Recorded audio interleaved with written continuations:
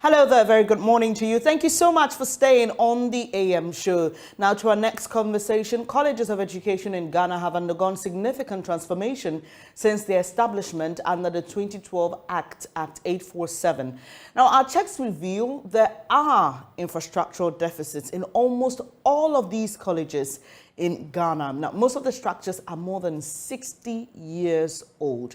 At the Baga College of Education, for example, a 400-bed capacity ladies' hostel has been abandoned for more than a decade. At Akrokeri College of Education, work on a 300-bed hostel facility has been stalled since 2015. At NGA College of Education in Wa, a 3-story building hostel has been left to rot away with the building caving in from the second floor. Today, we tackle this particular issue. I've been joined by Professor Mohammed Salifu.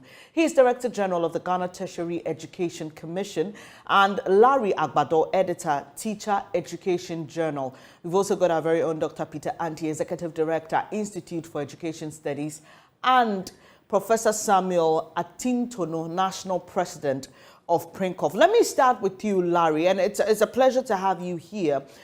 Over the years, we've seen issues raised about infrastructure when it comes to education, but usually the focus is on senior high schools. Now we are learning of many projects in colleges of education across the country that have been left, some as old as decades.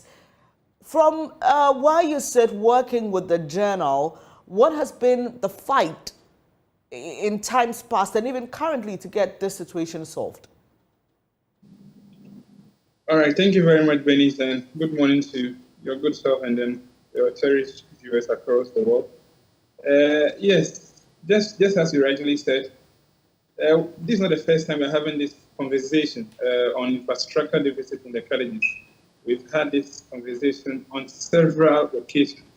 The situation seems to be the same across all the colleges. Yes, you made mention of significant infrastructure improvement in our senior high schools as a result of the free senior high school policy that was introduced. But one thing we have forgotten as a nation is that the products of these senior high schools, majority of them end up finding themselves in these 4 to 6 public colleges of education for various reasons. You know, one major thing that attracts most of these people to the colleges is the payment of the trainee teachers allowance. But here is the case, we've not been able to do anything to improve on the infrastructure situation in the colleges. The same infrastructure we had that was used in running the certificate programs in the past, to the diploma programs, the same infrastructure we are having currently that we have been using running the degree program, the Bachelor of Education program. And the Bachelor of Education program is a 4-year program, not like the diploma program that was 2 years stay on campus for students and then 1 year off campus. With the new Bachelor of Education program, students are expected to spend the entire 4 year on campus, but we don't have the needed infrastructure to accommodate all of them. So the infrastructure situation in the colleges is still the same. There has not been any significant improvement. Government recently awarded contracts of 300-bed capacity hostel projects for each college. That was last year. The projects were expected to be handed over August this year, but as we speak, most of the colleges have not even seen the faces of the contractor yet. Some also that have seen the contractors' projects is still moving at a very slow pace. And you know what happened last year where there was a cut, more or less, on the admission numbers into the colleges of education as a result of this infrastructure.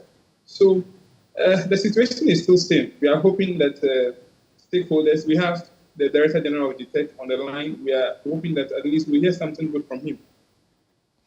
So, Larry, when you speak to, I don't know what the situation like is in colleges of education, like it is in other universities or other tertiary institutions where there is a student representative council that would usually push for the interest of students. Do we have a similar situation in colleges of education? And what has been the role of student leadership in trying to get this matter resolved? In fact, the students have over the years cried on several occasions to government and other key stakeholders on the need for the infrastructure to be improved. Professor Salifu will attest to the fact that he has received several probably appeals or calls from the leadership of the Teacher Trainees Association of Ghana on the need for them to improve the infrastructure situation. But the major stakeholder here is government. You see, the priority government had given to the senior high schools in the past year to address the infrastructure. If the colleges had just probably 40 or 50% of such attention, I'm not sure we'll be here having this conversation on infrastructure in the colleges. Because at the start of the degree program, one question we should ask ourselves was, did we factor in the issue of infrastructure, knowing very well that the new degree program was going to be a 4-year program? Did we factor in addressing the infrastructure while the program was going to be running? That for the past 4, 5, 6 years, we've not seen any significant infrastructure improvement in the colleges. So this has been the situation.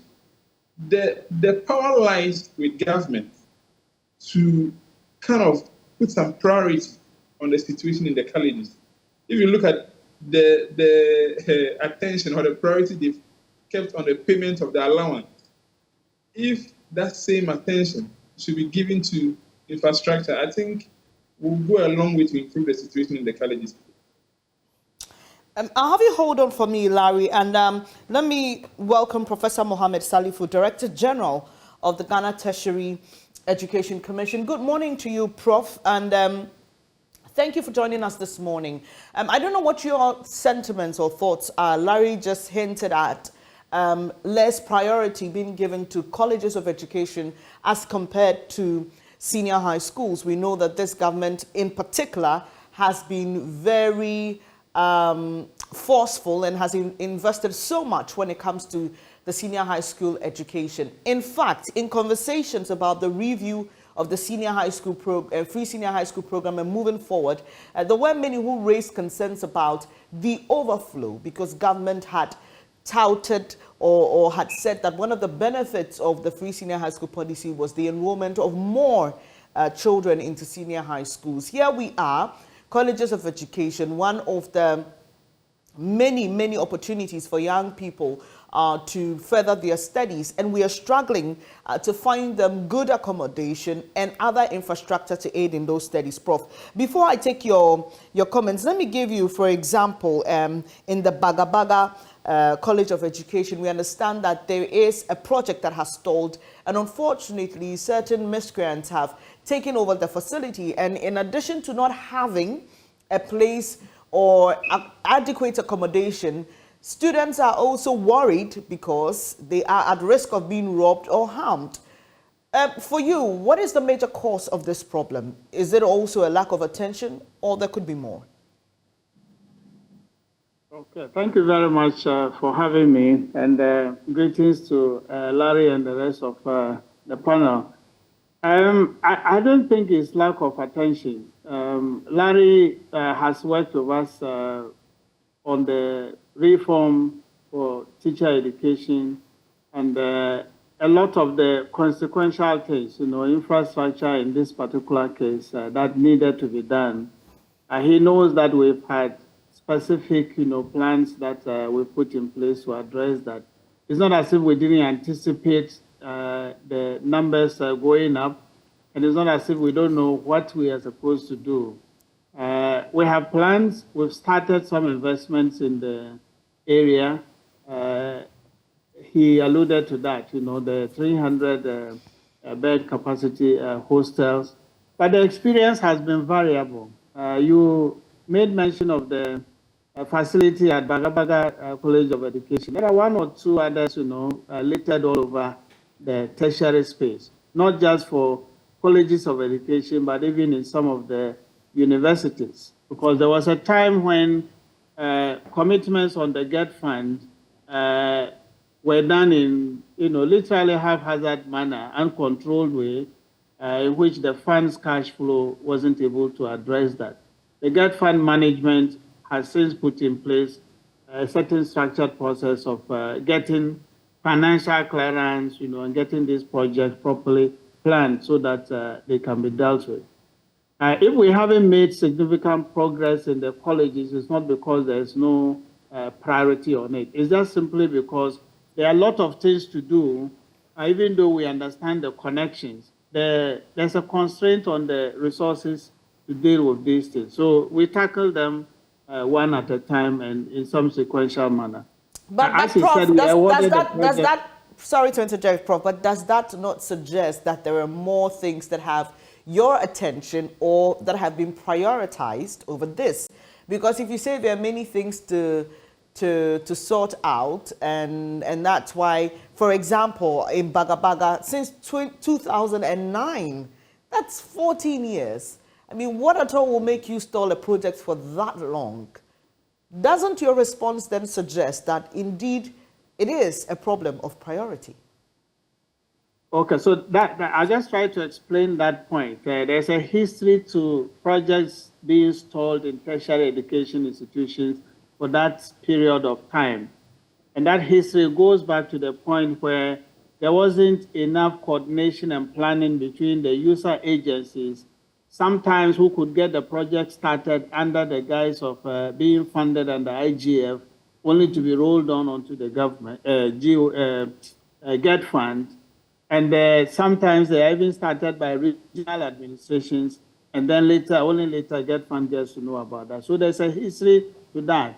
And last year, GET fund went to Parliament to get approval for a plan to deal with those. So those are being on a separate track. What we are talking about now is the one that we planned in terms of addressing the specific challenge of getting infrastructure to deal with the 4-year program as opposed to 3 years when we had a diploma program in the colleges of education. So there's a plan. The plan has started. Unfortunately, I think the contractors haven't been as cooperative as we anticipated because some have made significant progress. Initially, they were not too sure. You heard Larry refer to the time when we did the awards. This was sometime last year around May, June, July. And between that time and as we speak, there has been some volatility in our economy. A number of challenges have come up, and some contractors, even though they came bidding, tendering for the project, and giving you assurances that they had credit lines to progress the works, even if we didn't give them mobilization. After getting the job, they sit back and they are wondering whether they are going to be paid if they invest their resources into it. We gave them assurances, but it appears many of them prefer to wait and see. And as we speak now, those who have made significant progress and presented certificates have in fact received payment for that. Last 2 weeks or so, my head of projects is on the call. He may give you further details on that. We called all the contractors and consultants to get a sense of the update, and we've given warning letters to people who haven't made significant progress. And we've indicated that this is not a project, that is business as usual. If you are not prepared to do the work, as urgent as we have stressed the need to you, then we'll probably have to get another contractor who is prepared to do it. Professor Samuel Atintono is also here with us. He's national president of the Principals of Colleges of Education, the Conference of Principals of Colleges of Education, and he joins us this morning to also share his thoughts. So I've just referenced the Bagabaga situation, but there's also the Dambai College of Education, where two major infrastructure, two major projects have been left abandoned. There is the situation in Akorkeri College of Education, and there the Student Affairs Officer tells us that the school was forced to convert a science lab into a female's dormitory, and that's Father Angelo Elijah Opoku. In Enchi College of Education, now this is where it gets interesting. In that in that College of Education, staff are competing with students for accommodation. In Fosu College of Education, the Vice Principal, Sylvester Donko, is unhappy that a 500 capacity female hostel has stalled for years. We are told that this has forced the school to reduce the number of females that are enrolled into the school. Lastly, there's the St. Joseph College of Education, where, again, female students are unhappy that a two-story building block has been left uncompleted. We've heard reasons for this. Professor Samuel Atintono, do you think there is any justifiable cause why we must subject students of colleges of education to this? For some, it's been decades and more.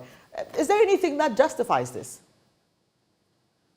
First of all, good morning to you, and good morning to Professor Salfu and Larry, and of course to Joy and my colleagues, principals who are listening to this program, for the opportunity to have this conversation.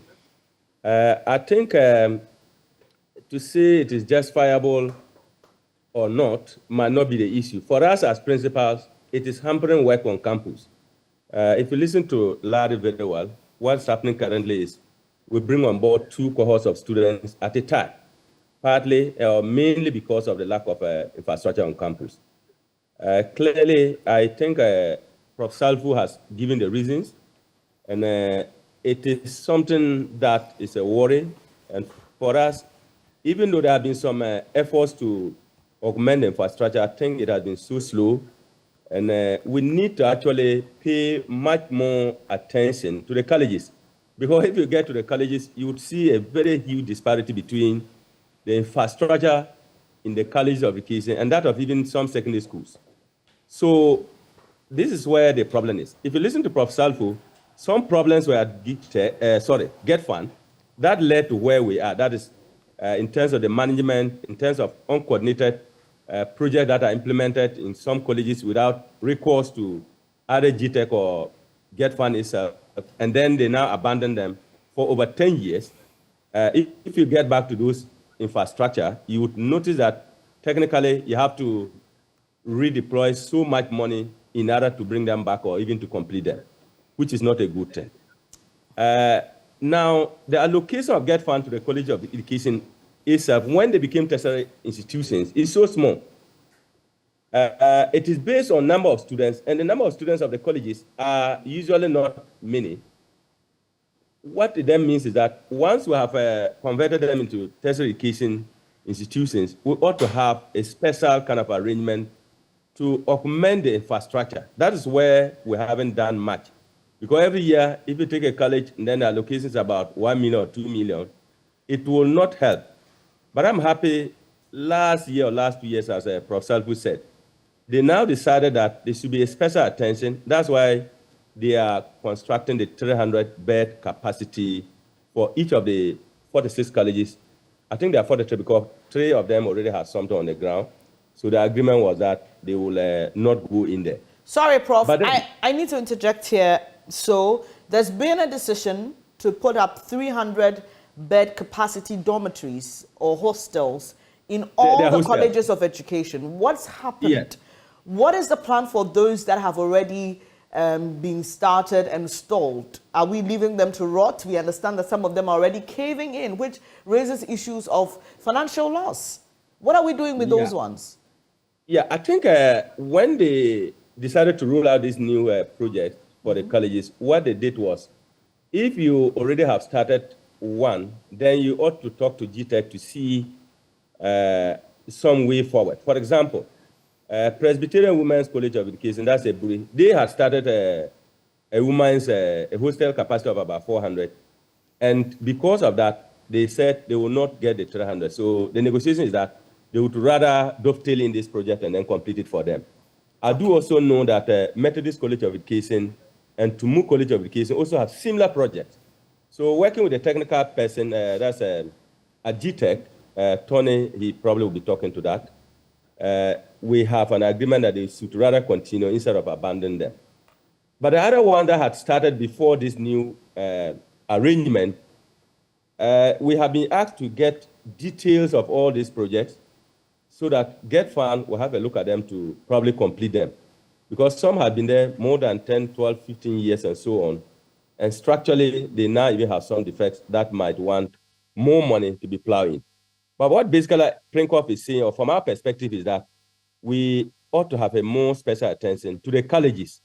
Otherwise, we will continue to have this problem that we have no infrastructure. It is not only even we are talking about accommodation. It's not only the accommodation. If you come to any of the colleges now, we have serious problems with our science labs. They are not in a shape that you can use to teach properly. We try as much as we can, but the IGF is not enough to put them back. So again, we need to look at that component. ICT infrastructure is also another serious challenge, which would also require that from Get Fund perspective, we ought to devote some resources to put them in a shape that we can actually support academic work. Prof, so in previous times, apart from this initiative that GTech has agreed to sponsor, it was IGF that was being used to put up these facilities? Yes, it's IGF, but Get Fund has actually been supporting. But what they do, as I said, was the vote is normally not too much. They have constructed an auditorium for some colleges. They have also done some library that was quite long ago.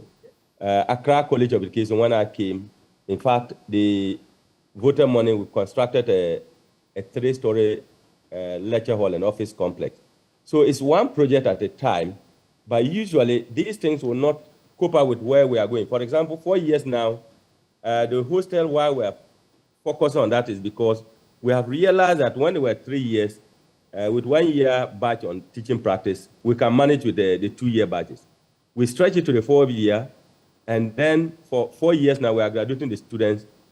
We still don't have anything to augment. That's where the problem is. So I think I heard in your presentation where some colleges will have to be very innovative by converting some kind of structures to just manage with what we can do in terms of if you have a building that's a classroom and probably you want to put a student there, with the hope that these new hostel things will help us. We need to actually speed up and give more resources to the colleges. Right. Dr. Peter Anti is Executive Director of the Institute for Education Studies. I'm pleased to have you here, Doc. And I have just been going through how much government spends on teacher trainee allowances annually, a rough estimate. And over the years, since the reintroduction, of course, quite some huge amounts. Okay, so in 2022, government projected to spend a total of 128.3 billion cedis, right? In 2019, Finance Minister Ken Ofori-Atta stated that 48,000 teacher trainees at the time in November, when he was given reading the budget for the next year, had so far been paid 532 million cedis in allowances. So you can see an increase there from 2019. In 2022, there was an estimation of more.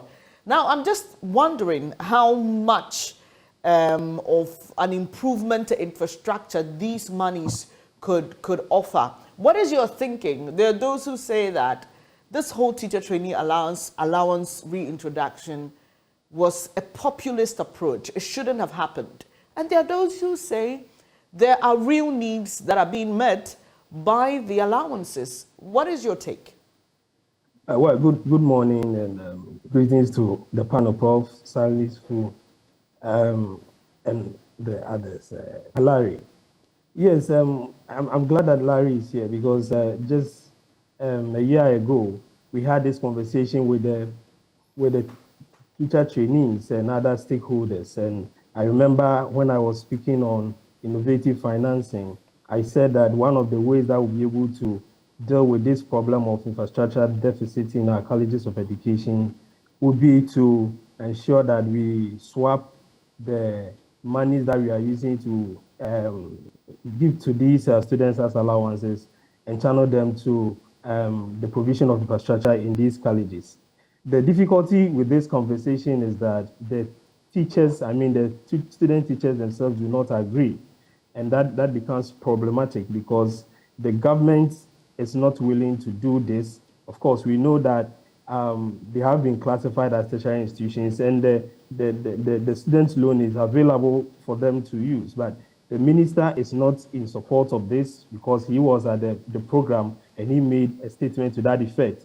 The students themselves do not agree that they do not deserve these allowances.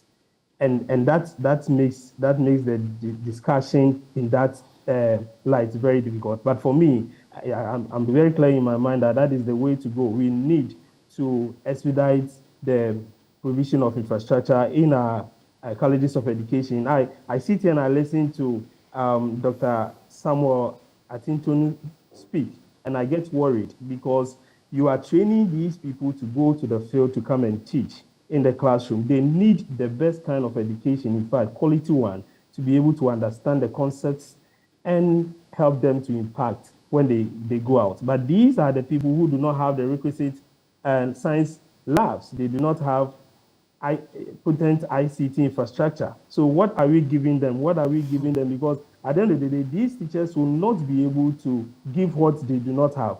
And that is why the conversation on this swap is very important. One of the concerns that were raised that day was that how certain are we that if we ask or government decides to stop the payment of these allowances, that money would be channeled into the provision of infrastructure. That question was asked forcefully by the students. And I remember I indicated that this is about commitment and holding government to their words in terms of what we think that money can be used for. And if we have a very well laid down plan, we'll be able to track the usage of these monies into the provision of infrastructure in our colleges of education, because that is paramount as compared to the other things that we are spending money on.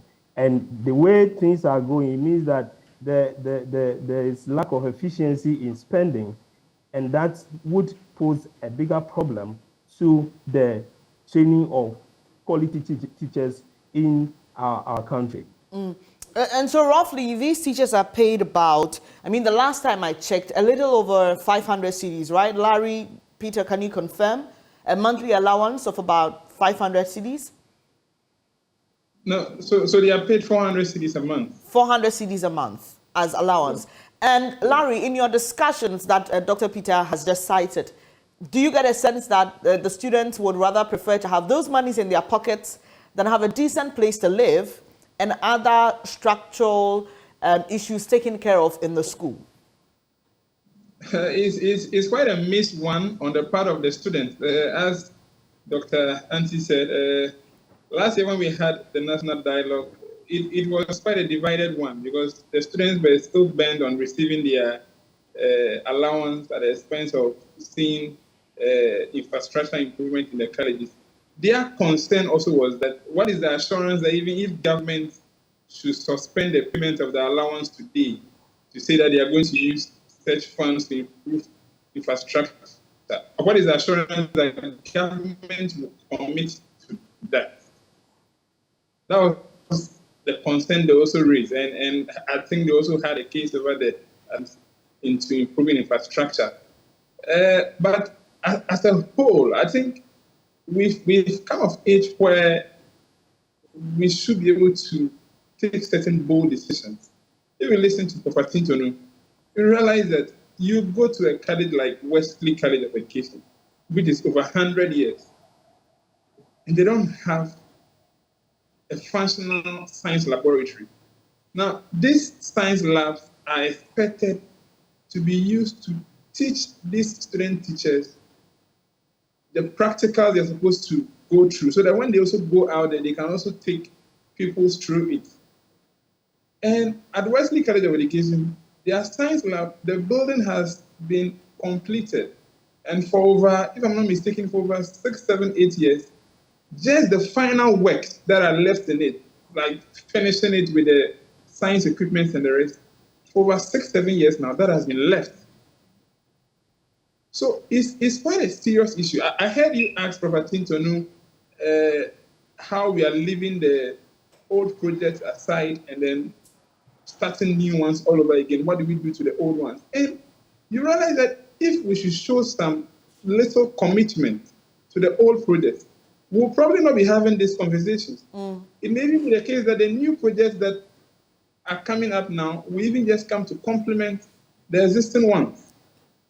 And we've been having these conversations for the past 4 years, since the introduction of the BF program. And as I said, we just need some commitment, some attention, some priority on the part of government and stakeholders on the colleges of education. Let me quickly find out. Sorry, we would have to be wrapping up shortly. But from your end, Professor Mohammed Salifu, is that commitment going to come? You are Director General of the Ghana Tertiary Education Commission. Is that commitment going to come? Are we going to see these 300 bed capacity dormitories or hostels you're putting up across the colleges of education? Are we going to see them completed? When is your projected deadline? Okay, Hello, thank Prof. you very Salifu? much. So Right. those projects, yes, I'm here. Can you hear me? Yes, I can. Yeah, so those projects will be delivered. As I said in my initial comments, there have been some hiccups in the implementation, largely arising from concerns that the contractors have raised about payments and all that. We have engaged them. We understand their concerns. Now, the key thing is between last year and now, because of the volatility in prices of materials, they want an adjustment to the rates that they quoted in the original tender. There's a formula in the project, in the contract to deal with that. But because the volatility stretched it beyond those limits, we need to have a conversation. We've started that with GATFund. So that will be addressed. But contractors need to get back to site because there's a commitment to pay their certificates as and when they raise. So, Prof, as we speak now, there is no projected timeline for this project to be completed. No, there has always been a projected timeline from the beginning. These are meant to be delivered in 18 months. So they have slackened in terms of their progress. So they will be delivered sometime between May and August next year. That is the understanding. And when it comes to... it's being dealt with. All right, Prof. And when it comes to the other things like Larry just cited, having to furnish science laboratories, because, I mean, this government says education is a priority, and that's why there's been so much money pumped into the free senior high school program. But I just wonder how education can be a priority if we neglect those who facilitate the education. And I'm talking about the teachers who are being trained here. Because I just wonder how you can expect a teacher who is going to train another person to give up their best when they haven't received the best. So what is being done in that regard as well? Okay, so I appreciate your viewpoint, and I think the same thing. But my point is that I think Larry and the rest of them have oversimplified the matter. Yes, we do recognize that there are isolated cases where the situation is quite bad. But the experience is variable. There are many places where they are much, much better than that. So we need to be a little more optimistic in looking at this problem and dealing with it, given the commitments that have been made, than cast it as if this is some basket case. It's a case of a glass half full rather than half empty. Let me find out from Professor Samuel Atintono. Sorry to cut in, Prof. If he agrees with your perspective. Prof, you are National President of the Conference of Principals of Colleges of Education. Larry has painted a picture. Prof thinks that it's quite an isolated case, and his perspective is different in terms of whether the glass is half full or half empty. What is yours as we wrap up this conversation?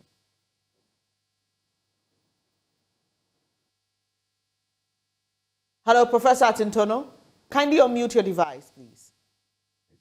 Thank you very much. At least it's refreshing because Prof is our regulator, and we work together. The truth of the matter, we haven't denied that there's nothing on the ground. And I said we are happy that the new 300 bed capacity has started. But unfortunately, as I said, some colleges, they have not even been to the grounds. That's the contractor have never been there. And I'm happy sitting here listening to Prof saying that they have invited them for new talks. But the truth of it is, there are also other colleges where they have taken off. For example, if you come to Accra College of Education, where I sit, they have done up to the decking of the first phase, and the contractor is giving assurance that hopefully before the end of the year. A few other colleges have that, but quite a number of them, they have not even seen the contractor, and some, they went there and cleared the side they haven't. So I would rather say that from a GTEC end, they need to actually call these contractors and then give them a kind of a firm commitment to get back and do this construction. Otherwise, it's going to hurt us a lot. And I will still appeal to government and GTEC that the foot from Get Fund to the College of Education is so limited. We need to do more than what we are doing and give more priority to us. As you said, if we train the teacher, that's a critical factor in the education in terms of quality that we want. And we are committed to doing that as Springcorp. But we need that kind of support where we can actually train the best teacher for the country.